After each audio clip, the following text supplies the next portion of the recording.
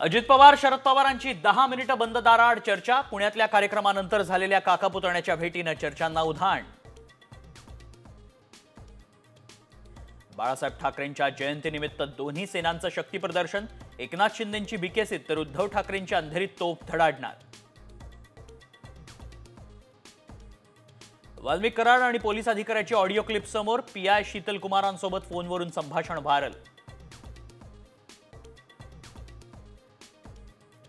लाडकी बहीण योजनेचा बांगलादेशी महिलेलाही लाभ।